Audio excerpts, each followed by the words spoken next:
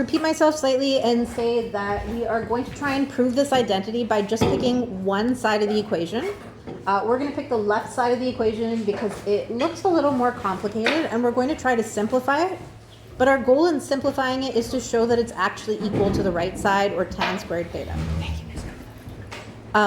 Let's just start with, if you look at the left side, do you see anything where you could possibly use an identity to rewrite the left side to make it a little bit simpler?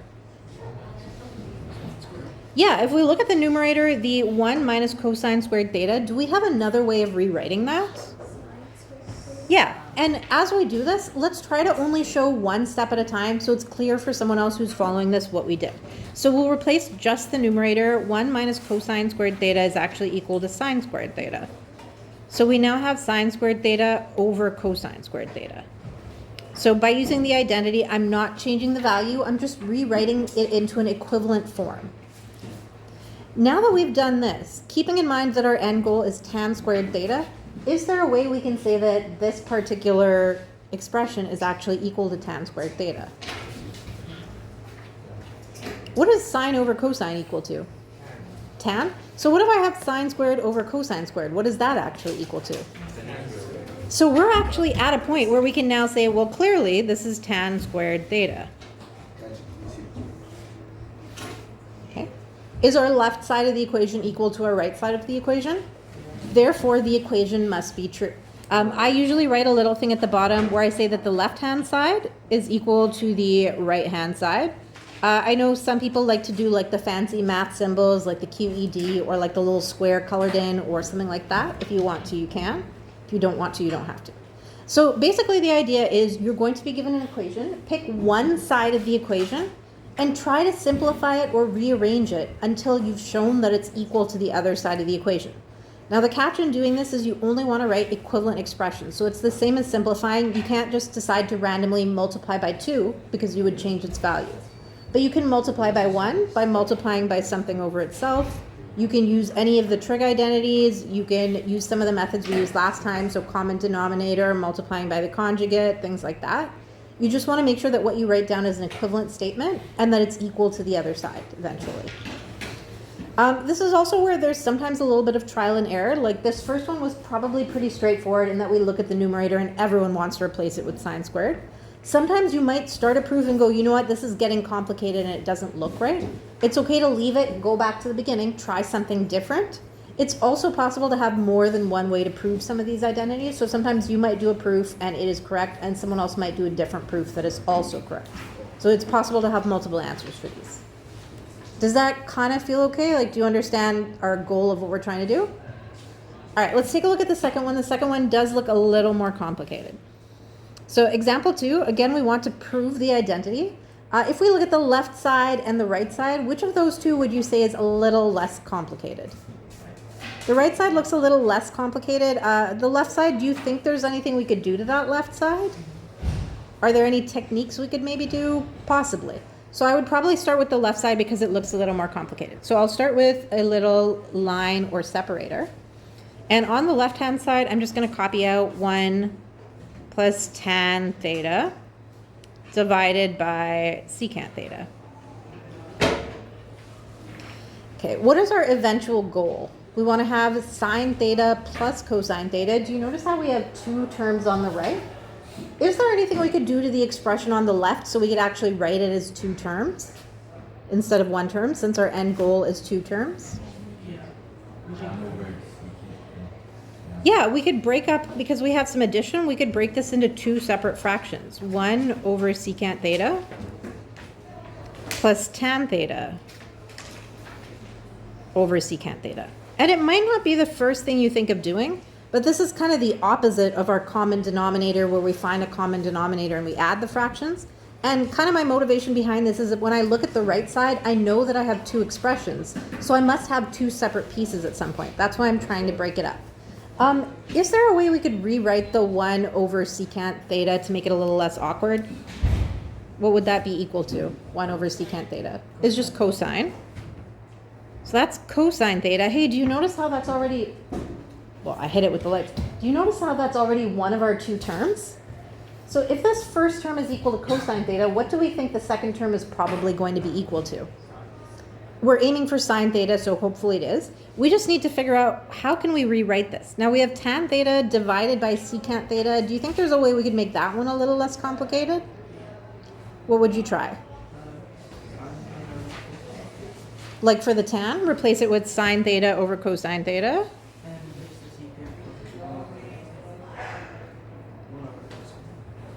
Okay, we're also dividing by secant. Could we rewrite that as multiplication?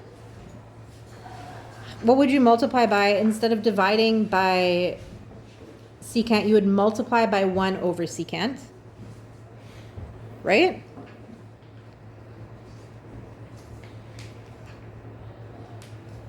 And I almost feel like we could have, let's make that a cosine as well, right? So we have cosine theta, and keep copying your other terms so you don't drop them. Then we have sine theta over cosine theta. But now this is times cosine theta. What happens there? Anything we can do to simplify that? What can we do? Yeah, cosine theta divided by cosine theta, those will divide to 1. So we actually end up with cosine theta plus sine theta on our left-hand side. What do we have on our right-hand side? We had sine theta plus cosine theta. Are those two things equivalent? And when the only thing you have is two things being added and they're obviously exactly the same thing, you don't necessarily need to recopy it out. It's clear that those two things are equal. So now we're done. This is where I would write that the left-hand side equals the right-hand side, so we're done. This is where someone else might, if they were being fancy, write something like QED, or sometimes they do like a little square that's colored in. You pick whatever feels good for you for saying, hey, I'm done this proof. Still feel okay?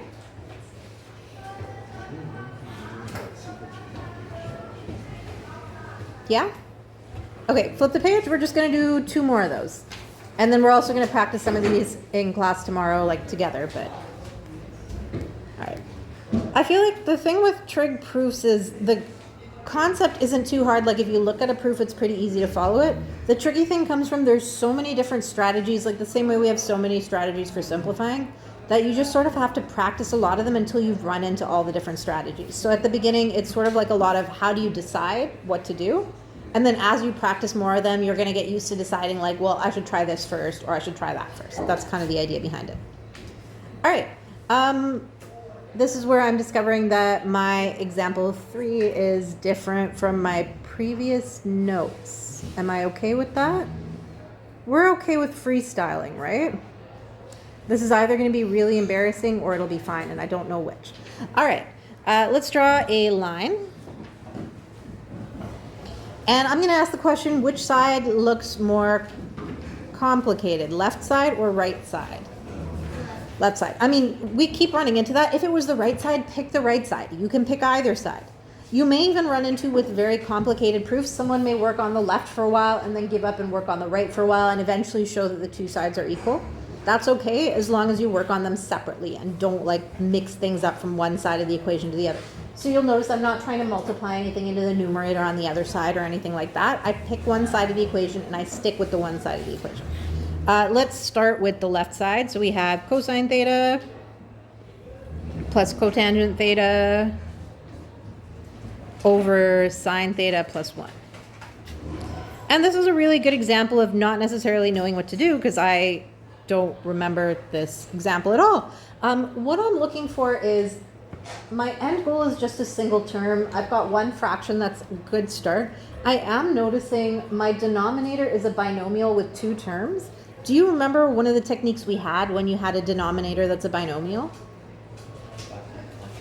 Multiply by the conjugate. So we can multiply by 1, which means we can multiply by the same thing in both the numerator and the denominator. If we have a sine theta plus 1, what would the conjugate be?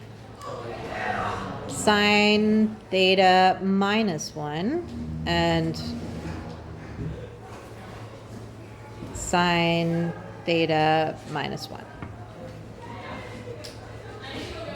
If it helps, because we've got multiple terms, you can wrap these in brackets just so we remember to distribute everything out. And what I would maybe do is just, I'll write out the things I'm multiplying, but I won't worry about simplifying the multiplying. I'm just going to close that.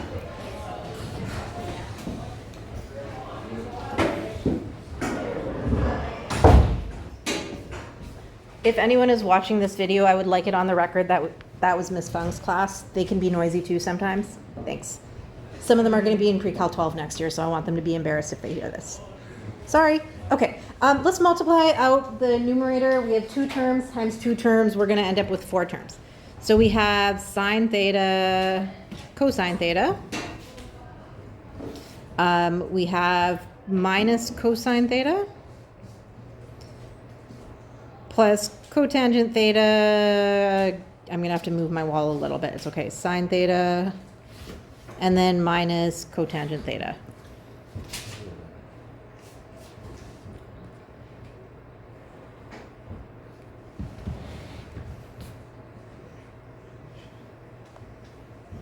Okay, and all of that is just our numerator.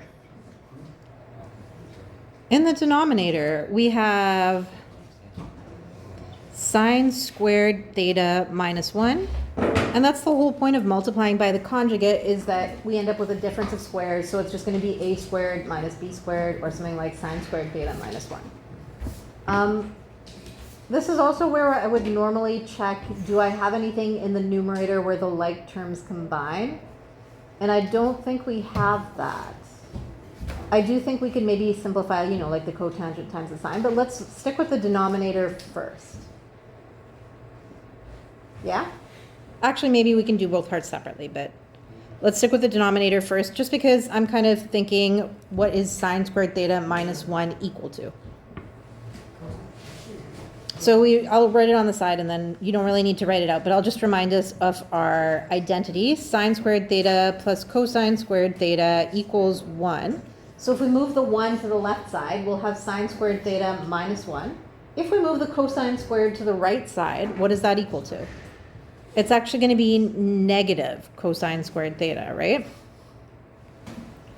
So if we move this to the right side, so I move the 1 to the left, so we have sine squared theta minus 1. It's going to be negative cosine squared theta. Are we okay with that? Yeah? So our denominator is now negative cosine squared theta. Our numerator, the sine times cosine, I don't think that really simplifies, so I'm going to leave it.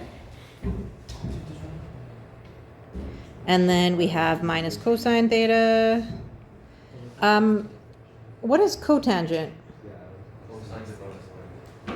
Okay, that's kind of nice a little bit. So plus cosine theta over sine theta.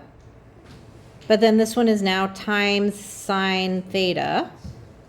And then we have a minus cotangent theta.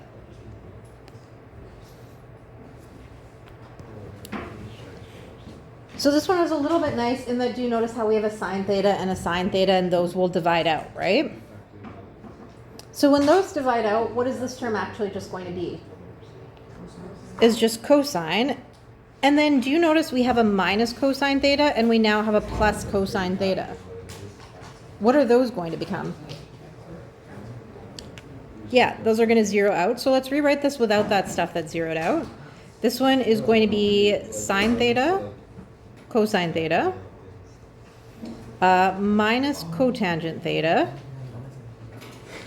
And that whole thing is divided by negative cosine squared theta.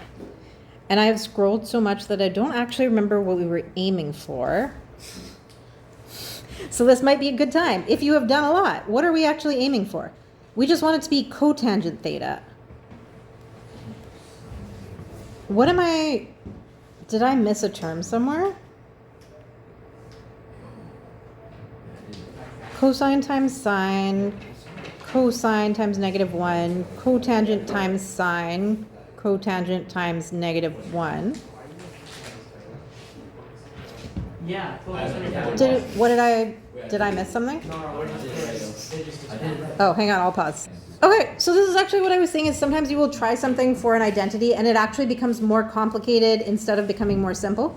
You can still try and grind through it, because technically if you've done a bunch of things that are true, assuming you haven't made a mistake, which I don't know if I did or not, then technically you should still be able to get there. But if it starts to get complicated, it's also okay to try something a little bit different.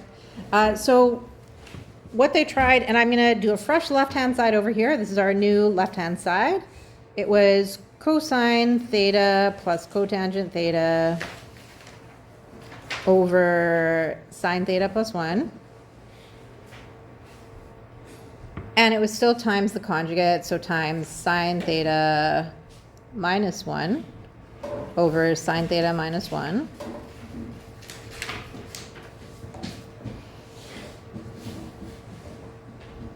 But there was a nice little thing that happened where we rewrote the cotangent in terms of cosine and sine. So I'm going to rewrite my original fraction to be cosine theta plus cotangent is actually cosine over sine. I almost think you don't need to multiply by the conjugate then, do you? We don't. All right, and then we have sine theta plus 1. Did you factor out a sine theta from the denominator as well? Yeah. Okay, so I'm going to not worry about the conjugate at all, since that's going to make things a little more complicated. If we look at factoring the numerator, they both have a cosine, so let's factor the numerator and factor out a cosine. So we have cosine theta, and that leaves us with 1 plus 1 over sine theta.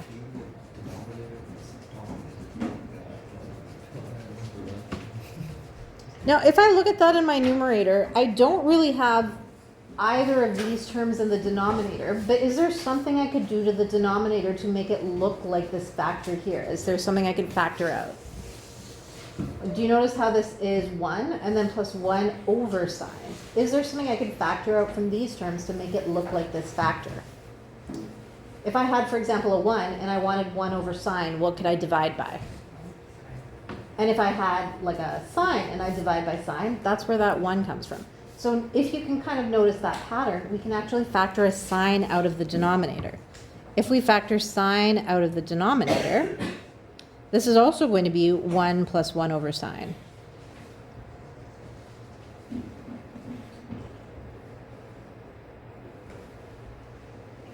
And then this factor actually divides out entirely, leaving us with cosine over sine.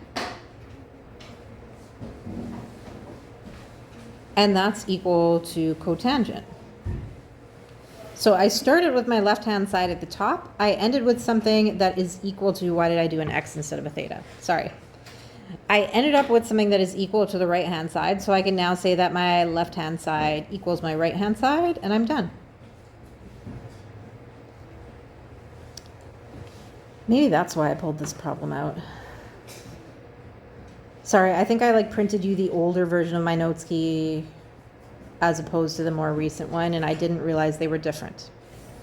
I wonder if example 4 is the same or if we should swap to the other one. Example 4 is the same, we're fine. 4 is a lot nicer, sorry. 3 was apparently more nasty than I expected. Okay, to go to the last one? Have I scared you off proofs entirely with that one? You'll survive, right? I'm sorry. They're not all that bad. Okay, right side. Not right side, left side? Let's go left side. What would you do for the left side? Like if you were going to pick something to do to make it a little simpler, what would you try? Yeah? I divide both by secant of theta. Like on both sides of the equation? Both sides of the equation. Technically, yes, that would make the equation a little bit simpler, but as soon as you do that, you're creating a restriction. Is there something we could do rather than dividing that out? 'Cause I would like to rearrange one expression without changing both of them. Yeah? Just changing all the things on the left-hand side and the 2 sine cosine. All right, so write everything in terms of sine and cosine on the left side. I feel like if we do that, some stuff should cancel out, right? So let's start with our left-hand side. And I'll just rewrite it. It's secant theta times cosecant theta times tan theta. And let's write in terms of sine and cosine. So secant is just 1 over cosine. Cosecant is 1 over sine. Tan is sine over cosine.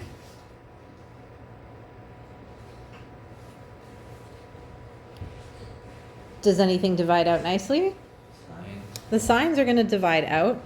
This is where when you're creating a proof, you want people to be able to follow all of your steps. So it's fine to cross it out, but try and cross it out like in a thin enough manner that people can see what was there before. Like don't scribble out an entire term so no one can read it. All right, that leaves us with 1 over cosine times 1 over cosine. I would probably write that as 1 over... future students, you should also know that Gavin is disrupting Alex right now. You probably know who both of those people are. All right, 1 over cosine squared theta. And what we're actually aiming for is secant squared theta. Yes? Is sine minus 1 equals to cosine? Sine squared minus 1? Like with a squared, right? What if it's like without a square? Then it's not true, no. Why that? Yeah. Okay, so 1 over cosecant squared theta is also what just secant squared theta. And then we can say that our left-hand side equals our right-hand side. Done.